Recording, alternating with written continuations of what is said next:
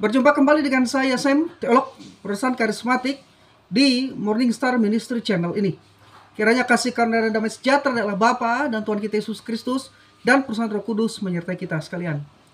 Pada kesempatan ini saya ingin berbagi satu pengajaran yang sangat penting dan esensi dalam iman Kristen, yaitu tentang kesatuan hipostatik atau hypostatic union, ya, yang terkait dengan dui natur Kristus. Kristus dengan dua natur, namun dia tetap satu pribadi. Kita akan melihatnya secara teologis, dogmatik, dan historik. Kesatuan hipostatik atau hypostatic union ini telah dipahami sebagai dua natur Kristus, yaitu Allah manusia. Tidak bercampur, tidak berubah, tidak terpisah, tidak terbagi, namun masing-masing mempertahankan identitasnya dalam satu pribadi. Nah, terkait dengan kesatuan tersebut, maka Kristus apakah memiliki dua kesadaran, dua pikiran, dua kehendak, dan dua emosi? Ini yang sering ditanyakan kepada saya, tidak hanya oleh para pelajar mahasiswa teologi, tetapi juga para pengajar. Beberapa sekedar sharing, yang lainnya benar-benar bertukar pikiran pendapat dengan saya terkait hal ini. Ya, jadi bagaimana kita dapat menjelaskan perpaduan kedua natur sehingga menghasilkan satu pribadi, dan bagaimana Yesus bisa memiliki dua roh. Ya. Kemudian yang tidak kalah pentingnya terkait dengan kemanusiaan Kristus, ya, ada yang bertanya kepada saya, kita tidak boleh menyembah manusia. Lalu jika Yesus memang memiliki kemanusiaan 100%, apakah itu artinya ketika kita beribadah dan menyembah Dia, kita menyembah manusia? Nah, presentasi yang saya sampaikan pada kesempatan ini akan menjawab pertanyaan-pertanyaan tersebut. Ajaran tentang kesatuan hipostatik Kristus adalah ajaran Alkitab. Namun hubungan kedua natur itu satu terhadap yang lain mengandung misteri yang sangat sulit dipahami. Memang kita harus akui sangat sulit dipahami. Sulit dipahami bukan berarti tidak dapat dipahami, ya. Bahkan kadang-kadang membingungkan banyak orang, bukan hanya di abad ini tetapi juga sejak abad pertama di masa lalu. Sebab bagaimana mungkin ada dua sifat, ada dua natur dalam satu orang? Nah, sekalipun sulit dipahami, namun Alkitab menganjurkan kita untuk merenungkan misteri Allah ini, yaitu Kristus, seperti diajarkan oleh Paulus dalam Kolose 2 ayat 2 dan 3. Yesus sendiri menyatakan bahwa pengenalan yang benar akan Dia hanya akan diperoleh melalui pernyataan ilahi, yaitu pernyataan-pernyataan di dalam Alkitab, yang adalah firman Allah, pernyataan Allah sendiri. Namun yang harus ditekankan, perhatikan baik, walaupun ajaran ini sulit dan mengandung misteri, ini tidak membebaskan kita untuk tidak meneliti dan tidak mempelajarinya, atau tidak mempelajarinya dengan teliti. Harus kita pelajari dengan teliti, karena ajaran ini merupakan ajaran Alkitab. Maka saya dan saudara kita tidak boleh menghindarinya. Tetapi yang terpenting adalah perlu ditangani dengan hati-hati dan teliti. Pribadi Kristus adalah pribadi yang unik. Nah, karena itu terminologi yang digunakan untuk menggambarkan pribadi Kristus adalah theantropik, ya. Theantropik berasal dari kata Yunani theos yang berarti Allah dan anthropos yang berarti manusia. Jadi istilah theantropik adalah cara untuk menyebut Allah manusia. Profesor Wayne Grudem, seorang teolog Calvinis karismatik, menegaskan bahwa Kristus adalah sepenuhnya Allah dan juga sepenuhnya manusia. Kristus adalah Allah sepenuhnya dan manusia pada waktu yang sama. Itu kata Profesor Wayne Grudem. Kristus satu pribadi dengan dua natur. Tidak ada satupun pribadi lain seperti Kristus. Ya, tidak ada satupun pribadi lain seperti Kristus. Ya. Dan tidak akan pernah ada. Jadi tidak ada satupun pribadi lain seperti Kristus dan tidak akan pernah ada. Hanya Kristus satu-satunya yang demikian. Karena itu pribadi Kristus adalah pribadi yang unik. Ya. Jadi tidak ada seorang pun yang dengannya ia dapat dibandingkan.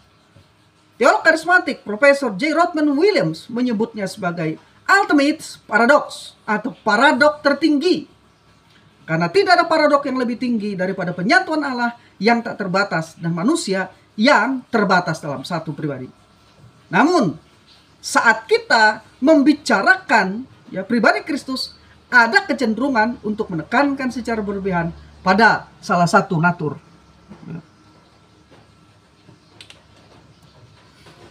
Misalnya kalangan liberal, baik klasik maupun neoliberal, cenderung melebihkan penekanan pada kemanusiaan Kristus yang disebut dengan kristologi dari bawah atau Christology from below. Sebaliknya, dalam kalangan konservatif, ya, cenderung melebihkan penekanan pada keilahian Kristus yang disebut dengan kristologi dari atas, ya, Christology from above.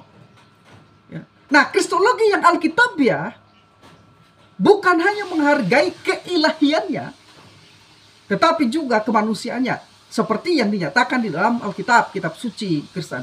Dengan demikian, kristologi dari atas harus memperhatikan pactum salutis. Apa itu pactum salutis? Itu ada kata Latin untuk perjanjian keselamatan, di mana logos menjadi manusia untuk tujuan penyelamatan, tujuan soteriologis. Nah, kata menjadi, logos menjadi, kata menjadi dalam logos menjadi manusia, itu tidak boleh dipahami dengan makna metamorfosis menjelma, ataupun penitisan yang bermakna mendiami, karena kedua hal itu tidak sesuai dengan ajaran Alkitab tentang inkarnasi. Saudara, perdebatan teologis pada abad pertama sampai dengan abad yang kelima dalam sejarah doktrin kekristenan lebih banyak berkisar masalah kristologi terkait pribadi Kristus, terutama pada 5 hal. Ya, yang pertama, inkarnasi Kristus, kelahiran melalui perawan. Yang kedua, keilahian Kristus, praeksistensi Kristus dan kekekalan Kristus. Yang ketiga, tentang kemanusiaan Kristus, ya. Yang keempat, kesatuan hipostatik, ya. Dan yang kelima, ketidakberdosaan Kristus atau impekabilitas Kristus, ya. Dan ini semua kita bicarakan ketika membicarakan hypostatic union atau kesatuan hipostatik, maka tidak akan lepas kita bicara tentang inkarnasi, keilahian, kemanusiaan, dan ketidakberdosaan Kristus. Nah, dari berbagai perdebatan dan diskusi, ya, sebagian hanya menekankan soal kemanusiaan Kristus saja dan mengabaikan keilahiannya. Sedangkan sebagian lagi hanya menekankan keilahiannya dengan mengabaikan kemanusiaannya. Di dalam sejarah kristologi, berbagai ajaran sesat tentang pribadi Kristus yang berinkarnasi telah ada di 4 abad pertama gereja. Ajaran sesat yang muncul kemudian hanyalah variasi atau bentuk lainnya saja. Atau dengan kata lain, tidak ada ajaran sesat yang benar-benar baru yang muncul kemudian. Berikut ini beberapa ajaran sesat abad 1 sampai abad yang kelima yang berhubungan dengan pribadi Kristus yang berinkarnasi. Yang pertama, ebionisme. Ini adalah ajaran yang menolak praeksistensi dan kekekalan Kristus, dan natur ilahinya ditolak. Mereka menyatakan bahwa Yesus hanyalah manusia biasa. Yang kedua adalah gnotisme. Menolak bahwa Yesus Kristus berinkarnasi menjadi seorang manusia. Mereka menolak kemanusiaan Kristus termasuk realitas tubuh jasmaninya. Yang ketiga adalah Arianisme. Menyatakan bahwa Yesus hanyalah salah satu subordinasi dari Allah. Mereka mengajarkan bahwa hakikat Kristus tidak sama dengan hakikat Allah Bapa. Mereka mengajarkan Kristus tidak setara dengan Bapa. Ya. Mereka mengajarkan Kristus, ya, tidak setara dengan Bapa karena ia bukan pribadi yang kekal. Arianisme dikecam pada konsili Nikea tahun 325 Masehi. Kemudian monarkianisme, yang keempat, monarkianisme. Ajaran sesat ini mengajarkan bahwa Allah Anak hanya merupakan model lain dari pernyataan Allah Bapa. Jadi dalam bentuk adopsionistiknya, monarkianisme mengajarkan Yesus adalah manusia yang diberikan kekuatan oleh Roh Kudus pada saat baptisannya. Dalam bentuk modalistiknya, monarkianisme mengajarkan bahwa satu Allah yang secara beragam memanifestasikan dirinya dalam 3 bentuk atau mode. Yang kelima sekarang, Sabellianisme. Tidak mempercayai prainkarnasi Kristus. Mereka mengajarkan bahwa Allah hanya memiliki satu pribadi yang mewujudkan diri dengan 3 cara, atau bahwa Bapa, Anak, dan Roh Kudus adalah 3 bentuk eksistensi atau manifestasi dari satu Allah. Yang keenam, Apollinarianisme. Menyangkal Roh Kristus sepenuhnya manusia. Mereka mengajarkan bahwa Kristus bukan Allah dan juga bukan manusia, tetapi ia hanya sekedar pribadi ilahi. Tubuh dan jiwa Yesus adalah tubuh dan jiwa manusia, tetapi rohnya bukan roh manusia, melainkan roh logos. Apollinarianisme ini dikecam dalam konsili Konstantinopel pada tahun 381 Masehi.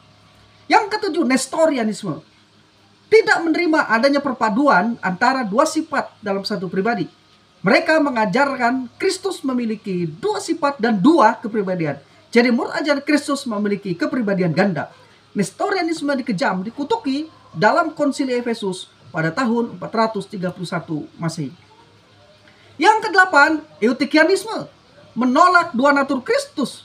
Mereka mengajarkan bahwa Kristus hanya memiliki satu sifat, namun bukan sifat Allah sepenuhnya dan juga bukan sifat manusia seutuhnya, melainkan pembauran keduanya menghasilkan natur ketiga, yaitu natur teantropik, bukan pribadi teantropik. Jadi menurut mereka natur teantropik, bukan pribadi teantropik. Natur teantropik adalah natur ketiga menurut konsep Eutikianisme.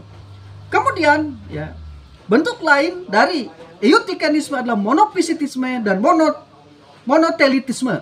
Monofisitisme memahami bahwa Kristus hanya memiliki satu sifat, itu sifat ilahi, karena sifat kemanusiaannya telah terserap dalam keilahiannya. Monofisitisme dinyatakan sesat oleh Konsili Chalcedon pada tahun 451 Masehi. Sedangkan bentuk lain dari Eutikianisme yaitu monotelitisme berusaha mempertahankan bahwa Yesus Kristus hanya memiliki satu kehendak saja, yaitu kehendak ilahi. Ya. Jadi monotelitisme ini juga dikecam dalam Konsili Konstantinopel pada tahun 681 Masehi. Saudara, secara historik, doktrin inkarnasi atau kesatuan hipostatik telah ditangani oleh gereja dengan hati-hati dan cermat agar terhindar dari kecerobohan dan kesesatan. Terhadap semua ajaran yang menyesatkan di atas, Bapak Gereja Athanasius dan Bapak-Bapak Gereja lainnya melakukan pembelaan iman atau apologia sesuai dengan ajaran Alkitab dan melahirkan beberapa konsili Bapak-Bapak Gereja. Yang pertama, konsili Nikea. Ya, ada beberapa konsili tapi saya akan sebutkan saja 3 konsili. Yang pertama, konsili Nikea pada tahun 325 Masehi yang menegaskan bahwa pribadi Yesus Kristus adalah Allah yang total utuh dan manusia yang utuh ya atau total.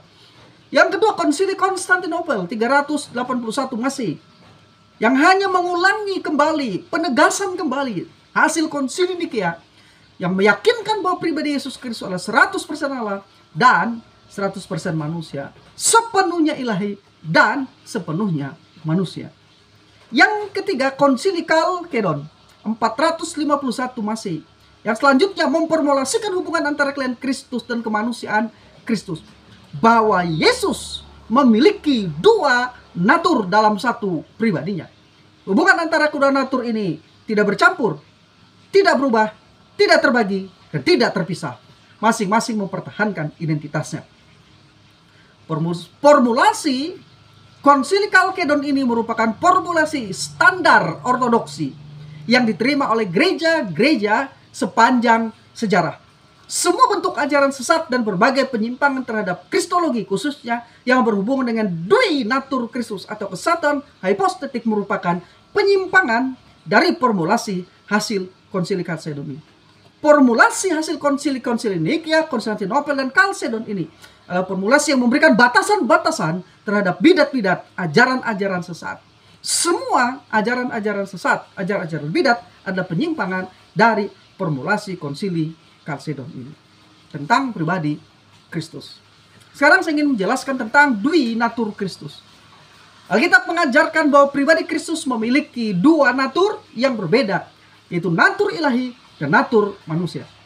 Allah dinyatakan dalam daging, 1 Timotius 3 ayat 16, adalah paradoks tertinggi sekaligus misteri besar. Tadi di depan saya mengatakan, mengutip G. Rodman Williams yang mengatakan bahwa itu adalah ultimate paradox. Paradoks ya tertinggi ya, sekaligus misteri, yaitu penyatuan Allah yang tak terbatas dan manusia yang terbatas dalam satu pribadi. Bagaimana yang terbatas mampu menampung yang tidak terbatas? Finitum capac non capac infinity dalam istilah Latinnya. Jadi tidak ada jalan keluar yang dapat dianggap memuaskan jika tidak mempertahankan kesatuan pribadinya dan pada saat yang sama mempertahankan perbedaan kedua naturnya. Data-data Alkitab menuntut kita untuk memahami dua natur yang berbeda dalam satu pribadi. Sekarang kita akan melihat natur ilahi Kristus. Walaupun saat ini ada penolakan yang kuat atas divinitas atau keilahian Kristus, khususnya atas deitas atau keilahian Kristus, namun keilahian Kristus adalah ajaran yang jelas dinyatakan di dalam Alkitab. Sekali lagi, keilahian Kristus adalah ajaran yang jelas dinyatakan di dalam Alkitab. Perjanjian Lama memberikan bukti untuk doktrin ini dalam menubuatkan tentang Mesias yang akan datang. Misalnya dalam Mazmur 46 ayat 6 dan 7, Mazmur 102 ayat 25, Yesaya 9 ayat 5, Yeremia 23 ayat 6, Daniel 7 ayat 13, Mika 5 ayat 2, Zakaria 13 ayat 7, dan Maleakhi 3 ayat yang ke-1. Nah, bukti perjanjian baru untuk klien Kristus jauh lebih banyak dan melimpah. Khususnya Injil Yohanes menjanjikan pandangan yang paling jelas terhadap keilahian Kristus dalam ayat-ayat berikut. Misalnya, Yohanes 1 ayat 1 sampai 3, ayat 14, ayat 18, ayat 25 dan ayat 27. Lalu di Yohanes 5 ayat 23, Yohanes 9 ayat 38, Yohanes 11 ayat 41 sampai 44, Yohanes 20 ayat 28. Nah, deskripsi yang dinyatakan oleh Yohanes dalam Injilnya tentang keilahian Kristus sepenuhnya selaras dengan deskripsi Injil sinoptik di dalam ayat-ayat berikut ini. Matius 5 ayat 17, Matius 9 ayat 6, Matius 11 ayat 1 sampai 6, Matius 14 ayat 33, Matius 16 ayat 16, Matius 25 ayat 31, Matius 28 ayat 18. Lalu Markus 2 ayat 1 sampai 12, Markus 8 ayat 38, lalu Lukas 2 ayat 11, Lukas 7 ayat 47 sampai 48, dan banyak ayat lain dalam Injil sinoptik. Demikian juga kita memiliki deskripsi yang sama dalam surat-surat Paulus, ya, dan dalam surat Ibrani serta surat-surat lainnya. Misalnya Roma 1 ayat 7, Roma 9 ayat 5, 1 Korintus 1 ayat 1 sampai 3, dan 2 Korintus 2 ayat 8. Kemudian 1 Korintus 1 ayat 1 sampai 3, 1 Korintus 2 ayat yang ke-8, kemudian 2 Korintus 5 ayat 10, Galatia 2 ayat 20, Galatia 4 ayat 4, Filipi 2 ayat 6, Kolose 2 ayat 9, 1 Timotius 3 ayat 16, Ibrani 1 ayat yang ke-1 sampai 8, Ibrani 4 ayat 14, kemudian Ibrani 5 ayat 8, dan Wahyu pasal 1 ayat yang ke-8. Nah, berdasarkan ayat-ayat tersebut, deskripsi Alkitab tentang keilahian Kristus dapat diringkas sebagai berikut. 1. Kristus adalah Allah atau Theos, sama dengan El di perjanjian lama. Yang kedua, Kristus adalah Tuhan atau Kurios, sama dengan Yahweh atau Adonai di perjanjian lama. Yang ketiga, Kristus adalah anak Allah dan anak tunggal Allah. Istilah monogenesis ini menunjuk keunikan relasi Kristus yang setara dengan Allah. Yang keempat, Kristus memiliki atribut-atribut keilahian seperti kekal, maha hadir, maha tahu, maha kuasa, maha ada, dan tidak berubah. Kristus melakukan karya-karya ilahi. Yang kelima, seperti pencipta, pemelihara, melakukan mujizat, dan mengampuni dosa. Dan yang keenam, Kristus menerima penyembahan yang hanya diberikan kepada Allah. Yohanes pasal 5 ayat 23, Yohanes pasal 9 ayat 38, bandingkan Ulangan 6 ayat 13, dan Matius 4 ayat 10, serta Kisah Para Rasul 10 ayat 25 sampai 26. Itu tadi ayat-ayat Alkitab, rujukan-rujukan yang melimpah baik dari perjanjian lama dan perjanjian baru tentang keilahian Kristus. Sekarang tentang natur kemanusiaan Kristus. Doktrin kemanusiaan Kristus ini setara atau sama pentingnya dengan doktrin keilahian Kristus. Kristus harus menjadi manusia agar dapat mewakili umat manusia yang berdosa. Surat Yohanes yang pertama ditulis untuk mengoreksi pengajaran sesat gnostisisme yang menyangkali kemanusiaan sejati dari Kristus. Dari bisa baca di 1 Yohanes pasal 4 ayat yang kedua. Apabila Kristus bukan manusia sejati, maka kematiannya atas kayu salib merupakan ilusi atau kebohongan.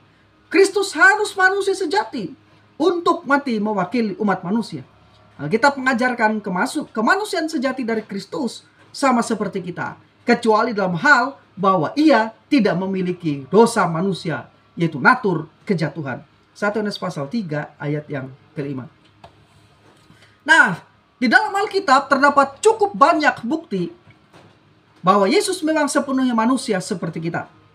Nah, untuk mendeskripsikan kemanusiaannya, maka Alkitab menyajikan sejumlah bukti berupa pernyataan, kejadian, peristiwa, atau karakter tertentu dengan beberapa ungkapan khusus dari Kristus. Yang pertama, Kristus lahir dari rahim seorang wanita, Galatia pasal 4 ayat 4. Kenyataan dikuatkan oleh kisah-kisah kelahirannya dari seorang darah, Matius pasal 1 ayat 18 sampai pasal 2 ayat 11. Kemudian Lukas 1 ayat 30 sampai 38 dan Lukas 2 ayat 1 sampai 20. Yang kedua, Kristus memiliki nama manusia itu, yaitu nama Yesus. Nama Yesus berarti juru selamat. Matius 1 ayat 21. Ia juga disebut dengan gelar kemanusiaan seperti anak Abraham, Matius 1 ayat 1, dan anak Daud. Nama anak Daud seringkali muncul dalam Injil Matius. Matius 1 ayat 1, Matius 9 ayat 27, Matius 12 ayat 23, Matius 15 ayat 22, pasal 20 ayat 30, Nah, kemudian kita dapat melihat di ayat 31. Kemudian pasal 21 ayat 9 dan ayat yang ke-15. Yang ketiga, Kristus memiliki genealogi atau garis keturunan manusia sampai kepada Abraham. Lukas 3 ayat 23 sampai 38. Yang keempat, Kristus menyebut dirinya sebagai manusia dan juga disebut demikian oleh orang lain. Saudara bisa baca di Yohanes 8 ayat 40, Kisah Para Rasul 2 ayat yang kedua, dan Roma 5 ayat 15 serta 1 Korintus pasal 15 ayat 21. Yang kelima, Kristus memiliki unsur-unsur penting dari manusia, yaitu tubuh jasmani serta jiwa dan roh. Saudara bisa baca di Matius 26 ayat 26 sampai 28. Kemudian ayat 38. Kemudian Lukas 23 ayat 46, Lukas pasal 24 ayat 39, Yohanes pasal 11 ayat 33, dan Ibrani 2 ayat yang ke-14. Yang keenam, Kristus bertumbuh kembang seperti manusia normal pada umumnya. Lukas 2 ayat 40 dan 52. Yang ketujuh, Kristus memiliki berbagai kelemahan dan keterbatasan manusia. Seperti dia lelah, Yohanes 4 ayat 6. Dia lapar, Matius 4 ayat 2. Kemudian Matius 21 ayat 18. Dia juga haus, Yohanes 19 ayat 28. Dia tidur, Matius 8 ayat 24. Dia menangis, Matius 23 ayat 27. Dia dicobai, Ibrani 2 ayat 14. Dan dia memiliki keterbatasan pengetahuan manusia, Matius 13 ayat 32, Yohanes 11 ayat 34. Dan yang terakhir, ke-8, Kristus memiliki atau mengalami kematian. Kristus mengalami kematian. Matius 27 ayat 5, Markus 15 ayat 37, Lukas 22 ayat 44. Dan dia tidak hanya mati tetapi dikuburkan sesuai kebiasaan masa itu. Yohanes 19 ayat 38 sampai 41. Kematian yang menunjukkan bahwa ia benar-benar manusia. Jadi walaupun Kristus adalah manusia sejati, akan tetapi ia tidak berdosa. Kristus tidak memiliki natur dosa dan tidak dapat berbuat dosa. Istilah yang digunakan oleh para teolog adalah impeccability atau impeccabilitas, yang dalam bahasa Latin disebut non potuit peccare, yang berarti tidak dapat berdosa. Pada kesempatan yang lain saya akan menjelaskan tentang ketidakberdosaan Kristus, kenosis, dan ketidakberdosaan Kristus. Sekarang saya ingin menjelaskan pentingnya duinatur Kristus. Di masa sekarang banyak orang menganggap Kristus sebagai manusia biasa dan tidak mengakui pentingnya dua natur yang ada dalam Kristus. Tetapi jika Kristus bukan manusia dan Allah, maka dia tidak bisa menjadi pengantara, tidak bisa menjadi mediator bagi kita. Kristus harus menjadi salah satu keturunan manusia agar dapat mewakili orang-orang berdosa dalam karya pendamaiannya. Kristus tidak harus menerima dan mengambil natur manusia. Tidak hanya dengan semua sifat dasar dari tubuh jasmani dan jiwa manusia atau roh manusia, tetapi juga dengan semua kelemahan dan keterbatasan manusia.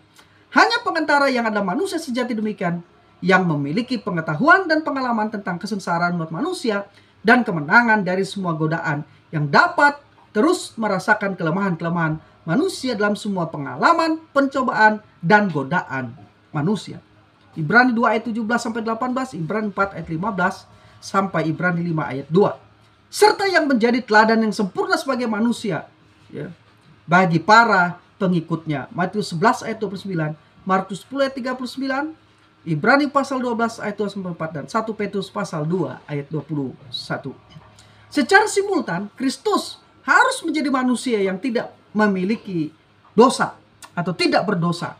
Karena orang yang telah kehilangan nyawa sendiri oleh dosanya pasti tidak dapat menebus dan mendamaikan orang lain. Ibrani 7 ayat yang ke-26. Selain itu, Kristus haruslah Allah, agar dia dapat membawa pengorbanan yang sempurna dengan nilai yang tidak terbatas, dan dengan demikian dia dapat menanggung murka Allah dalam pendamaian atau atonement, ya, yaitu untuk membebaskan orang lain dari kutuk hukum Taurat dan menerapkan hasil dari karya pendamaian itu. Di sini diperlukannya inkarnasi, anak Allah yang kekal, yaitu Logos, harus mengambil rupa manusia melalui peristiwa inkarnasi. Alkitab menyatakan bahwa hukum bagi dosa adalah maut, dan satu-satunya jalan mengatasi dosa adalah dengan kurban darah dan kematian. Berhubung Allah tidak dapat mati, maka harus terjadi inkarnasi agar ada tabiat atau natur manusia yang bisa mengalami kematian, dan dengan demikian membayar hukum dosa. Hanya Allah manusia yang dapat memenuhi syarat untuk menjadi pengantara. Pengantara itu harus manusia agar dapat mati bagi dosa-dosa manusia. Tetapi pengantara atau pendamai yang mengadakan pendamaian itu harus juga Allah, supaya dalam kematiannya ia dapat hidup dan membayar harga dosa, Roma 1 ayat 1 sampai ayat yang keempat. Sekarang saya ingin menjelaskan tentang kesatuan hipostatik. Pengertian kesatuan hipostatik. Ketika Kristus mengambil rupa manusia, ia tetap memiliki keadaan ilahinya sebagai Allah. Artinya Kristus tidak pernah meninggalkan keilahiannya, tidak pernah menanggalkan keilahiannya. Pengosongan dirinya berarti penambahan sifat kemanusiaan melalui inkarnasinya. Penambahan sifat kemanusiaan tidak menyebabkan menghilangnya atau berkurangnya hakikat keilahiannya, atau tidak berkurang natur keilahiannya. Tetapi melalui inkarnasinya, ia menerima penambahan natur kemanusiaan secara permanen, sehingga ia sekarang memiliki dua natur yang tidak saling menghilangkan, yaitu sifat manusia dan sifat ilahi yang menyatu dalam pribadi Kristus, atau natur manusia dan natur ilahi yang menyatu dalam pribadi Kristus. Karena itu New International Version benar ketika menerjemahkan frase Yunani hos morphe theo huparon dalam Filipi 2 ayat 6, diterjemahkan oleh Neve dengan being in very nature of God, dalam natur Allah. Ini merupakan ekspresi being yang didefinisikan dengan natur esensial dan karakter Allah. Dengan kata lain, mengacu kepada natur atau hakikat Allah sendiri. Ali konsisten dengan frase selanjutnya, to enai isa theo, secara atau diterjemahkan setara dengan Allah. Jadi saat inkarnasi itu, Yesus tetap Allah yang berelasi secara kekal dan tidak terpisah dari Bapa dan Roh Kudus dalam relasi Trinitarianisme. Dengan demikian, keyakinan Kristen yang paling mendasar tentang anak Allah yang berinkarnasi dapat dideskripsikan sebagai berikut, bahwa pribadi kedua Trinitas, yaitu Logos yang kekal berinkarnasi dan mengambil natur manusia tanpa kekurangan atau kehilangan natur ilahinya, di mana kemanusiaan yang sejati ditambahkan kepadanya dan bersatu dalam satu pribadi untuk selamanya. Itu tadi deskripsi dari keyakinan kesatuan hipostatik. Jadi dalam teologi Kristen, deskripsi itu disebut dengan istilah hypostatic union atau kesatuan hipostatik. Kesatuan hipostatik dari kedua natur adalah pribadi teantropik, Allah dan manusia. Jadi kita tidak menyebut natur teantropik, tapi pribadi teantropik. Ya. Perlu dipahami, perhatikan ini, bahwa yang dimaksud dengan natur adalah sifat-sifat dasar yang khas yang dimiliki oleh Allah maupun manusia. Merupakan padanan kata Yunani untuk ousia, yang juga dalam bahasa Indonesia kata natur ini ya sama atau sinonim dengan kata esensi dan kata hakikat. Jadi kalau saya bilang natur, itu artinya adalah ousia. Kalau saya bilang hakikat, esensi, itu sama dengan natur, sama dengan kata Yunani, ousia. Sedangkan yang dimaksud dengan pribadi adalah perwujudan dari sifat-sifat dasar tersebut. Ya, jadi pribadi adalah perwujudan dari sifat-sifat dasar. Merupakan padanan dari kata Yunani prosopon atau hypostatik. Jadi kalau saya menyebut pribadi atau person, ya, maka itu adalah sama dengan hypostatik. Ya, ini merupakan perwujudan dari sifat-sifat dasar atau dari natur. Ya. Nah, sekarang saya ingin menjelaskan tentang karakteristik kesatuan hipostatik. 3 fakta penting dalam kesatuan hipostatik yang saya jelaskan tersebut di atas adalah yang pertama, Kristus memiliki dua natur, sifat berbeda, yaitu natur Allah dan natur manusia. Yang kedua, tidak ada pencampuran atau tumpang tindih dari kedua natur itu, sehingga menghasilkan natur ketiga atau menghasilkan kepribadian yang lain. Yang ketiga, meskipun Kristus memiliki dua natur, tetapi ia hanya memiliki satu pribadi yang disebut pribadi teantropik. Jadi bukan dua pribadi atau pribadi ganda, tetapi pribadi tunggal, satu pribadi teantropik.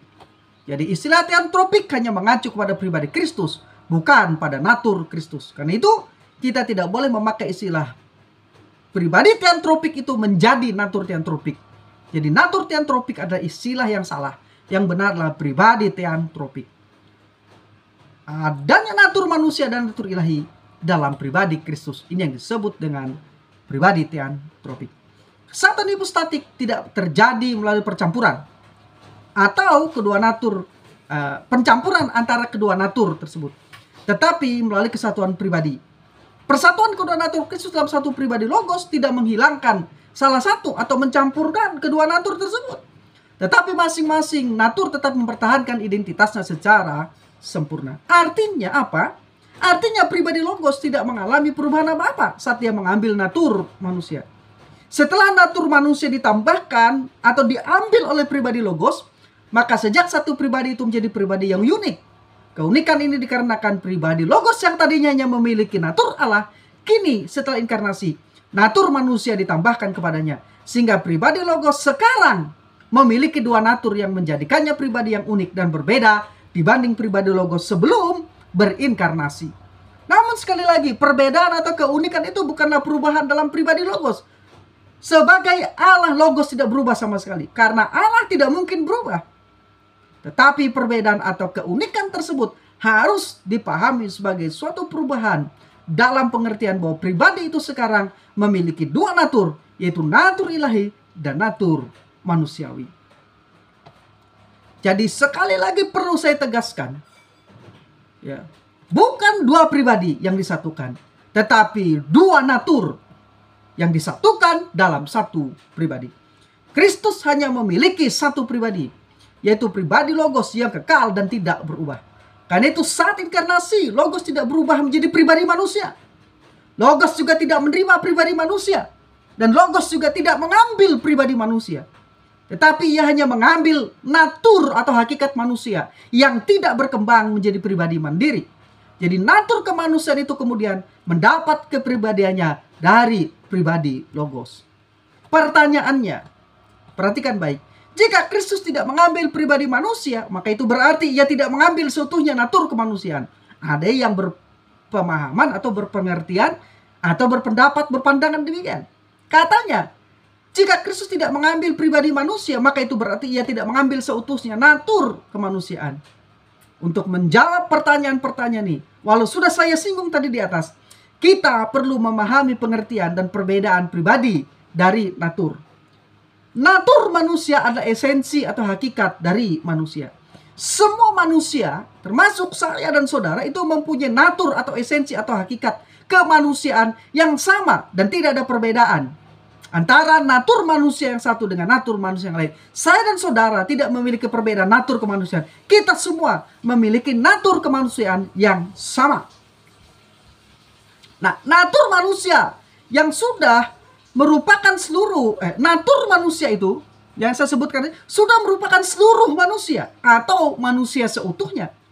Natur manusia seutuhnya ini kemudian mempunyai kemampuan, mempunyai potensi dan dapat menjadi pribadi manusia atau diwujudkan menjadi pribadi manusia. Tetapi natur manusia itu sendiri bukanlah merupakan pribadi manusia. Jadi natur manusia memiliki potensi, memiliki kemampuan dan dapat menjadi pribadi manusia atau wujud. Jadi pribadi itulah wujud dari natur manusia. Ya. Walaupun natur itu sendiri bukan merupakan pribadi manusia. Pribadi manusia adalah natur manusia yang sudah dipribadikan. Karena itulah pribadi merupakan terminal atau muara atau tujuan yang dituju oleh natur. Jadi dalam proses perkembangan natur menjadi pribadi ilahi dalam proses perkembangan natur menjadi pribadi inilah yang menjadikan pribadi manusia yang satu dengan pribadi manusia yang lain berbeda. Jadi perbedaan antara natur dan pribadi terletak pada kata kunci pembentukan, di mana natur adalah hakikat manusia seutuhnya tapi belum dibentuk. Sedangkan pribadi adalah hakikat manusia seutuhnya yang sudah dibentuk. Dengan demikian, pada saat Kristus mengambil natur manusia, maka ia sudah mengambil seutuhnya manusia. Tapi, natur manusia yang diambil itu adalah natur manusia yang belum dipribadikan atau belum memiliki pribadi yang mandiri. Jadi, saat inkarnasi, Kristus mengambil natur manusia. Ia mengambil seutuhnya manusia. Manusia yang lengkap seutuhnya tanpa ada kurang sedikit pun. Karena itu saat inkarnasi, Logos tidak berubah menjadi pribadi manusia. Logos juga tidak mengambil pribadi manusia. Tetapi ia hanya mengambil natur atau hakikat kemanusiaan seutuhnya yang tidak berkembang menjadi pribadi mandiri. Ini bukan berarti natur kemanusiaannya tidak berpribadi seperti saya jelaskan tadi. Kepribadian kemanusiaan Kristus jelas bukan tidak ada atau impersonal. Ya. Jadi kepribadian kemanusiaan Kristus jelas bukan tidak ada atau bukan impersonal. Natur kemanusiaan itu berterminal atau bermuara dan mendapat kepribadiannya dari pribadi Logos. Dengan kata lain, kemanusiaan Kristus mengambil bagian pribadinya dalam pribadi Logos sehingga menjadi pribadi tertentu. Ini berarti pribadi kemanusiaannya bukan tidak berpribadi atau impersonal, melainkan berada di dalam pribadi impersonal, di dalam pribadi Logos. Impersonal, ya. Bukan impersonal tapi impersonal. Karena impersonal berarti tidak berpribadi, sedangkan impersonal berarti berpribadi di dalam pribadi Logos. Jadi natur kemanusiaannya, ya, itu bermuara pada pribadi Logos. Akibatnya setelah mengambil natur kemanusiaan ini, Logos kini bukan hanya ilahi, tetapi ilahi manusiawi. Logos sekarang adalah Allah manusia. Dia adalah satu pribadi, tetapi memiliki semua sifat dasar, baik dari natur kemanusiaan maupun dari natur keilahian. Jadi meskipun ia memiliki satu keputusan, satu ucapan, dan satu tindakan pribadi, namun dalam keputusan, ucapan, dan tindakan itu, ia memiliki kesadaran ilahi dan kesadaran manusiawi, serta memiliki kehendak ilahi dan memiliki kehendak manusiawi. Itulah alasan mengapa dikatakan Kristus memiliki dua kehendak, dua pikiran, dua emosi, dan dua roh. Karena yang satu berasal dari hakikat kealahannya, dan yang lainnya dari hakikat kemanusiaannya. Walaupun demikian, keputusan, ucapan, dan tindakannya selalu berasal dari pribadinya, yaitu satu pribadi, pribadi Logos. Ringkasnya, sebelum inkarnasi, Kristus adalah Logos, anak Allah yang kekal, pribadi kedua Trinitas. Di dalam kekekalan, Kristus adalah satu pribadi dengan satu keilahian, dengan natur keilahian. Jadi di dalam kekekalan, Kristus adalah satu pribadi dengan natur keilahian yang dimiliki sepenuhnya sejak kekekalan. Dan pada saat inkarnasi, Logos yang kekal tidak mengambil pribadi manusia, melainkan ia mengambil natur manusia. Natur manusia dan natur ilahi ini bersatu dalam pribadi Logos, sehingga setelah inkarnasi, Kristus adalah satu pribadi dengan dua natur, natur ilahi dan natur manusiawi. Karena itulah harus dipahami, sebagai satu pribadi yang memiliki natur ilahi dan natur manusiawi, maka Kristus pastilah memiliki dua pikiran, dua kehendak, dua emosi, dan juga dua roh. Maka terjawab sudah pertanyaan, apakah Yesus memiliki dua roh? Tetapi pada saat yang bersamaan, Kristus hanya memiliki satu pribadi, bukan dua pribadi. Pertanyaan selanjutnya, bagaimana kita dapat menjelaskan perpaduan kedua natur itu, atau kesatuan kedua natur itu sehingga menghasilkan satu pribadi, namun dengan dua kesadaran, dua pikiran, dua kehendak, dan dua emosi? Dua natur yang tidak bercampur, tidak berubah, tidak terpisah, tidak terbagi, tetapi masing-masing mempertahankan identitasnya. Bagaimana bisa demikian? Jawabannya seperti ini. Sebagaimana telah dijelaskan, saya jelaskan di atas tadi, bahwa natur kemanusiaan Kristus mendapat kepribadiannya dari pribadi Logos, dan selalu ada di dalam pribadi Logos itu. Artinya kemanusiaan Kristus yang memiliki pikiran, emosi, kehendak, dan kesadaran sebagai manusia tidak membentuk pribadi manusia sendiri. Tetapi seluruh hal yang seharusnya merupakan milik pribadi manusia itu, kesadaran, pikiran, emosi, dan kehendak, mengambil bagian dalam pribadi Logos. Pertanyaan selanjutnya, apakah Kristus memiliki dua roh dalam dirinya saat inkarnasi? Walau saya sudah jawab tadi, tapi saya akan tegaskan lagi, ya. Apabila kita memahami bahwa Kristus 100% manusia dan 100% Allah, maka secara logis kita akan menerima kenyataan bahwa Kristus pasti memiliki dua kesadaran, dua pikiran, dua kehendak, dan dua emosi, dan dua roh tentunya. Karena Kristus adalah manusia 100%, maka ia harus memiliki kesadaran, pikiran, kehendak, emosi, dan roh manusia. Jika Kristus hanya memiliki satu roh, itu roh Logos, maka kemanusiaannya tidak dapat dikatakan 100%. Dan tidak sesuai dengan ajaran Alkitab dan formulasi konsili Nikea pada tahun 320 Masehi. Tidak sesuai dengan konsili Konstantinopel tahun 381, dan tidak sesuai dengan konsili Kalkedon pada tahun 451 Masehi. Yang telah merumuskan hubungan antara keilahian Kristus dan kemanusiaan Kristus. Bahwa Kristus memiliki dua natur dalam satu pribadinya. Hubungan antara kedua natur telah tidak bercampur, tidak berubah, tidak terbagi, dan tidak terpisah. Formulasi dari konsili mengajarkan kemanusiaan dan keilahian berpadu dan tidak bercampur. Tetapi sayangnya bidat-bidat seperti Apollinarianisme dan Eutikianisme mengajarkan percampuran, peleburan, bukan kesatuan atau perpaduan. Karena itu sekali lagi perlu tegaskan bahwa dua natur ini tidak bercampur, tidak berubah, tidak terpisah, tidak terbagi, tetapi masing-masing mempertahankan identitasnya. Ya. Jadi, ya, formulasi hasil konsili jelas mengajarkan kemanusiaan dan keilahian bersatu, tapi tidak bercampur. Ya. Berbeda dengan ajaran bidat-bidat seperti Apollinarianisme dan Eutikianisme yang mengajarkan percampuran, mixture, bukan union atau persatuan.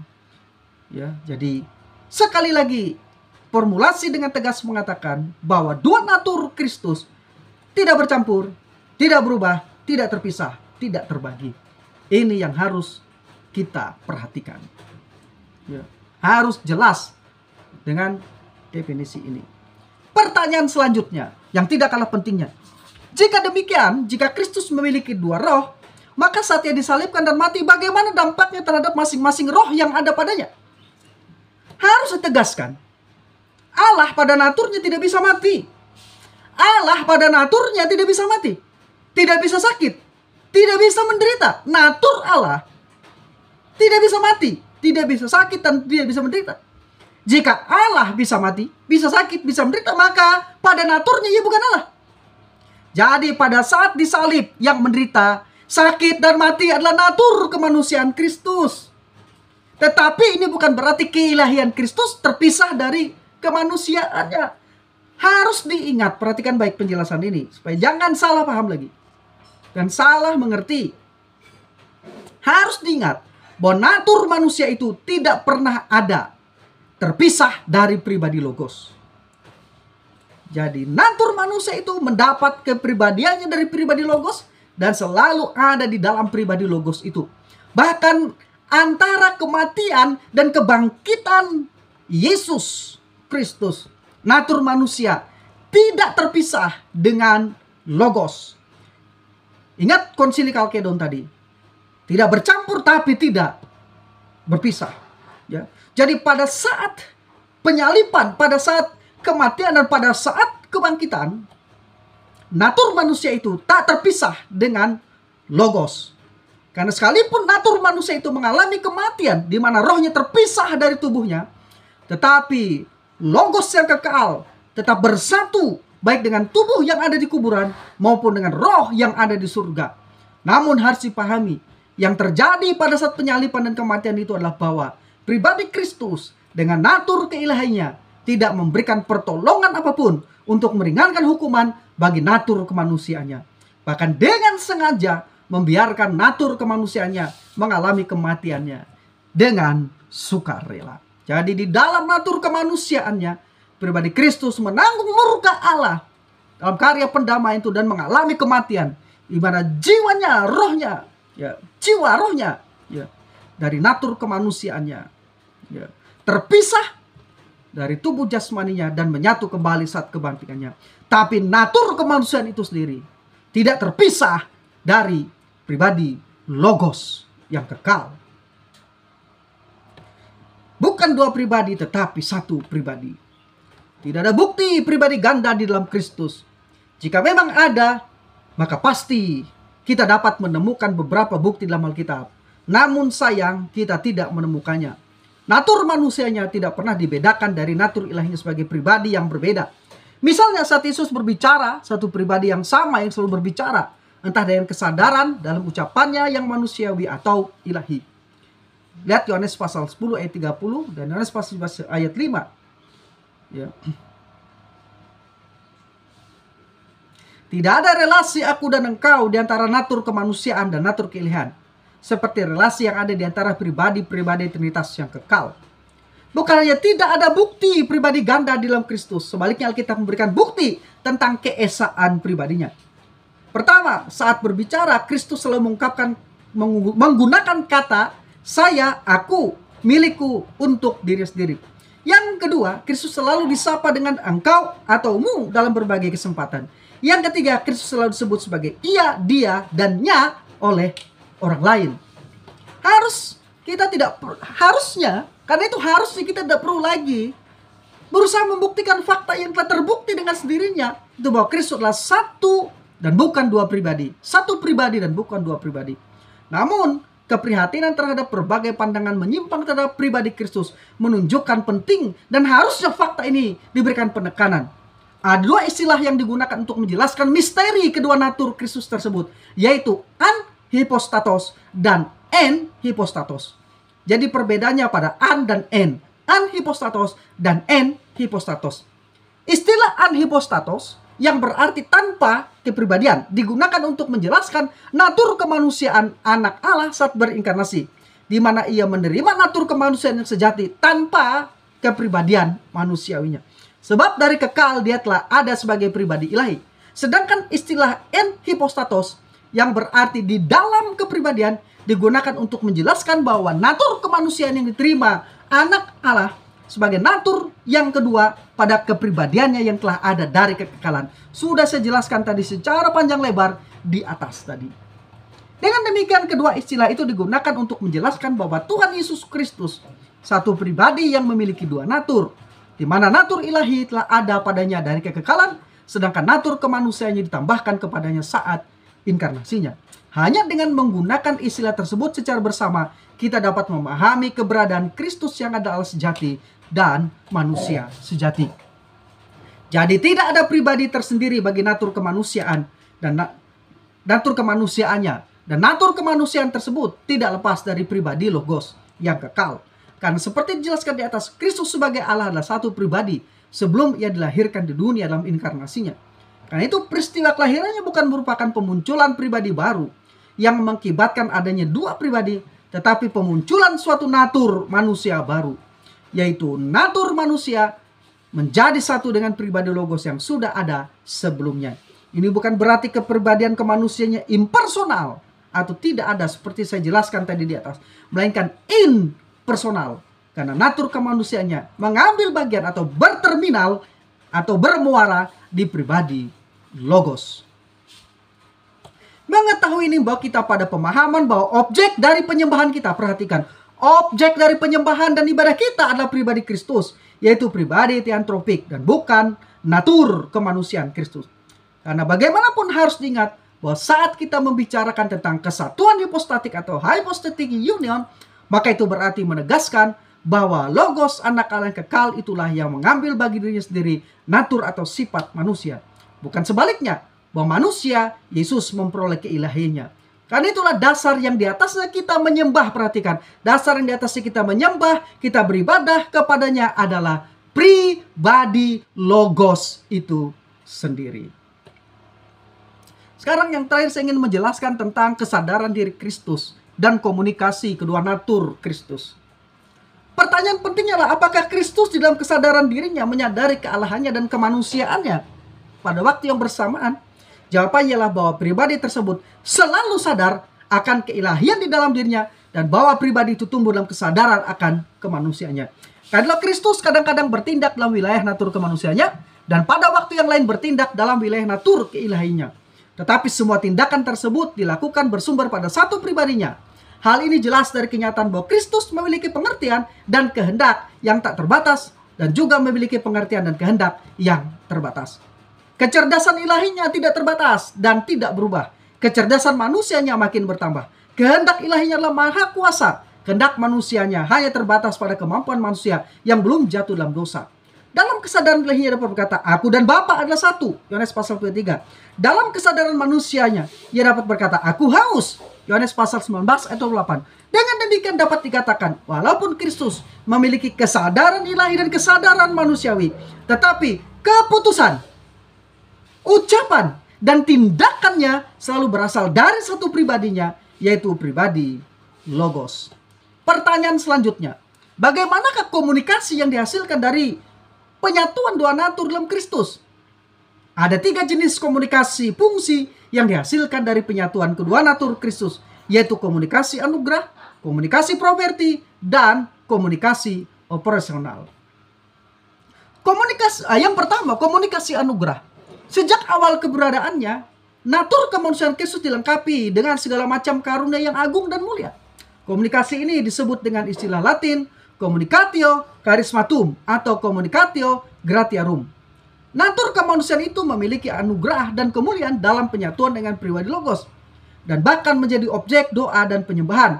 Selain itu, kemanusiaan Kristus mengambil bagian dari karunia roh, khususnya karunia pengetahuan, kehendak, dan kekuasaan yang melaluinya natur kemanusiaan Kristus dimuliakan jauh melebihi semua makhluk yang berinteligensi lainnya.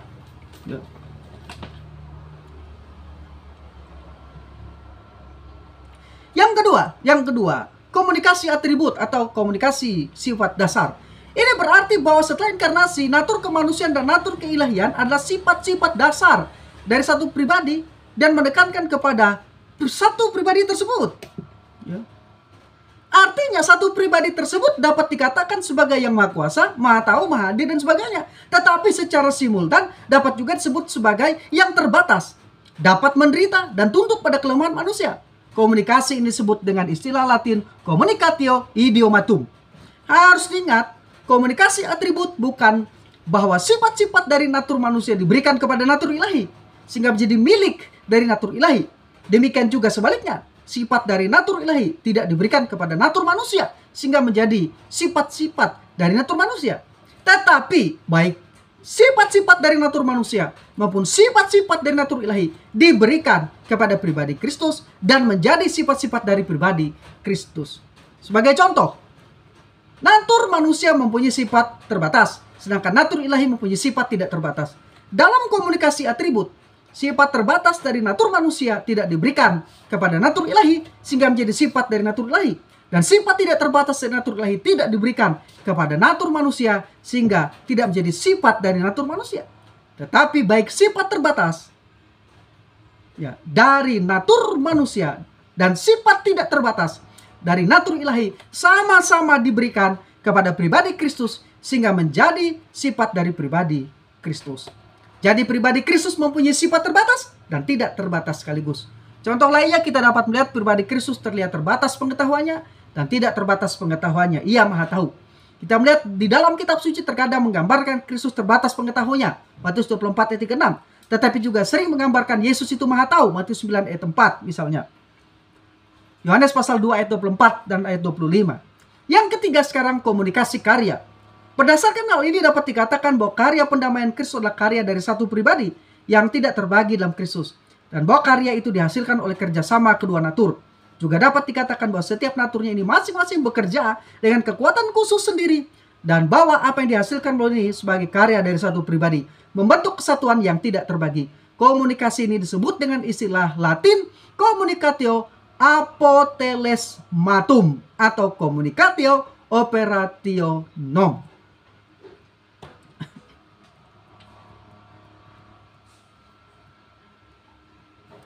Akhirnya, gereja mula-mula yang terdiri dari berbagai jenis kelompok memandang Kristus menurut cara yang berbeda-beda. Ringkasnya, ada berbagai pemikiran tentang Kristus di dalam gereja.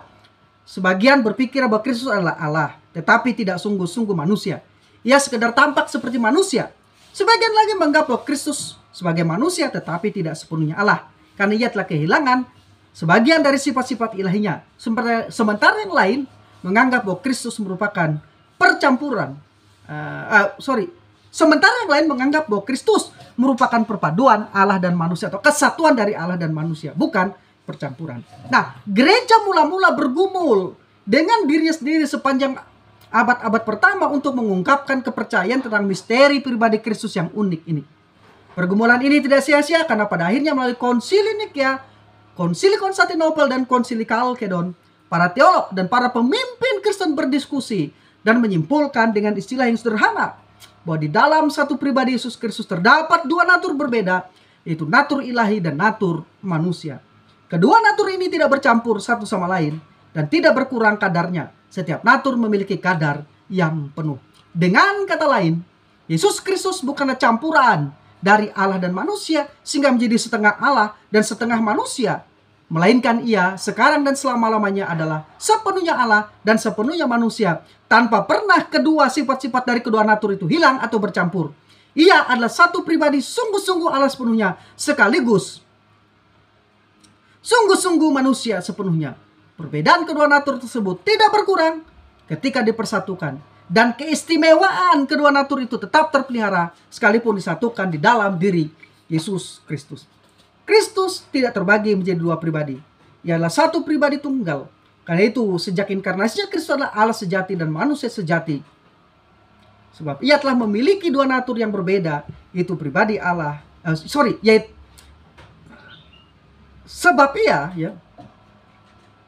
Sebab ia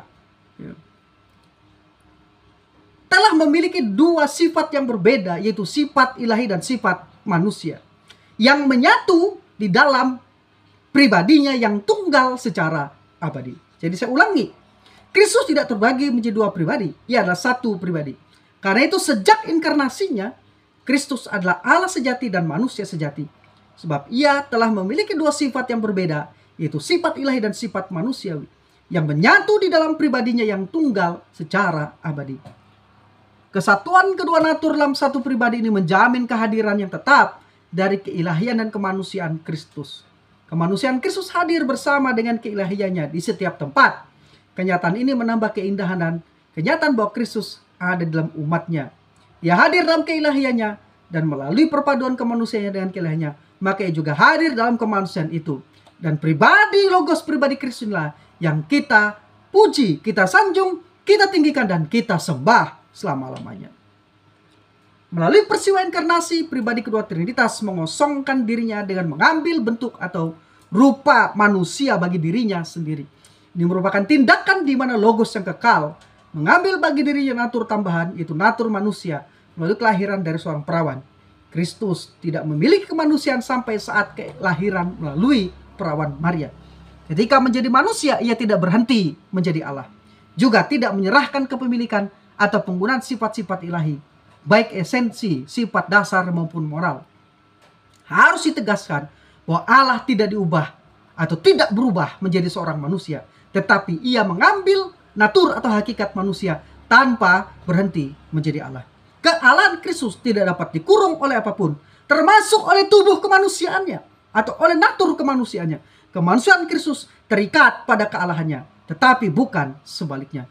Karena itu dapat dikatakan bahwa saat inkarnasinya, Logos turun dari surga. Tetapi pada waktu yang bersamaan, ia tidak meninggalkan surga. Saat inkarnasi, ia menjadi manusia. Tetapi pada waktu yang bersamaan, ia ada dan berada di seluruh dunia. Di dalam teologi Kristen, pandangan yang alkitabiah tentang kenonis atau inkarnasi Logos ini disebut extra Calvinisticum. Extra Calvinisticum. Demikian yang bisa saya sampaikan. Saya teolog Protestan karismatik.